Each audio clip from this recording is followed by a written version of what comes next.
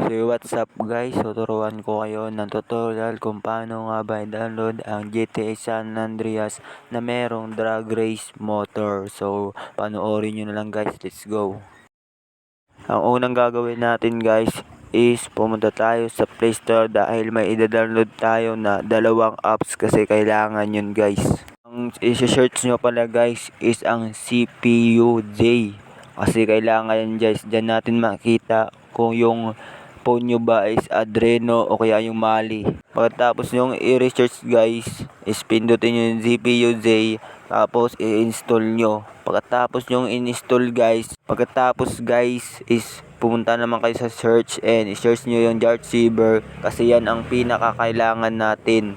Kasi dyan natin i-ano yung ating OBB and APK. Dyan natin i-ayos guys. Yung akin kasi tapos na natin i-download kaya kayo na lang ang mag-download guys.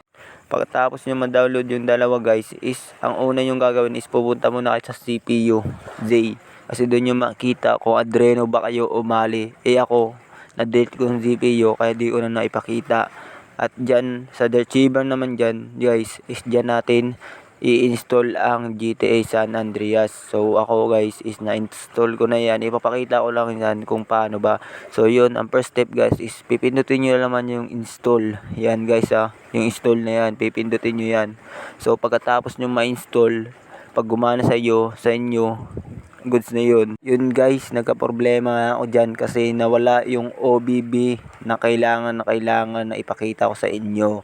So ang ginawa ko yan guys is pupunta lang tayo sa GTA. Ipapakita ko sa inyo step by step. So yun, ang una guys is pipindutin natin yan GTA. Yan yan, yung GTA na yan. So gagawin nyo sa OBB yan guys huwag sa GTA, yung OBB na i-download nyo.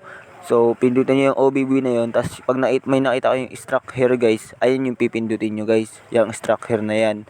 So ako example ko lang yung GTA na yan kasi nawala yung OBB ko. So pagkatapos nyo ma-struck yung OBB is may lalabas na Rockstar Games GTA San Andreas. Yun guys, ayan yung files na kailangan guys. So bali, ang gagawin nyo guys para siya sa APK is pipindutin nyo yung yung dilaw na folder. So i-compress mo lang yan and i-copy yan. Pipindutin mo yung copy guys. Pagkatapos mo ng copy, pipindutin mo yung download. Pagkatapos ng download guys is pipindutin mo yung device storage. Yan, para bumalik kayo sa dati. Tapos guys, is pipindutin mo naman yan yung Android. Pagkatapos ng Android guys, pipindutin mo naman yung data. Yan, yung data na yan. Kasi dyan natin ilalagay yung files na yon. So, bali, pag andyan na kayo guys, is pipindutin nyo yan yung kulay green na nasa ibaba. Yung clipboard na yan. Parang notepad.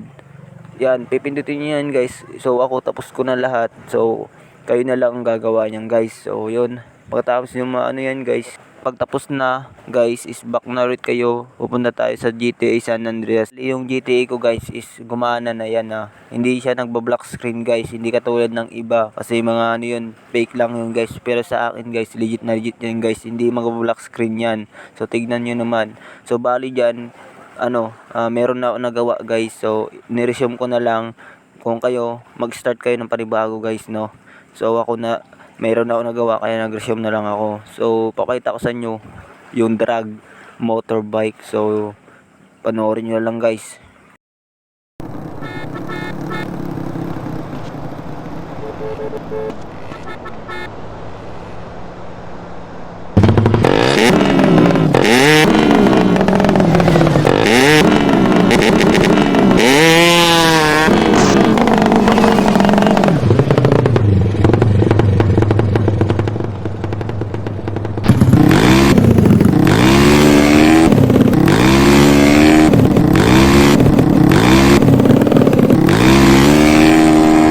So yun guys, hanggang dito na lang ating video. Huwag nyo kalimutan mag-subscribe and pa-like ng ating video and pakipindot ng ating doorbell.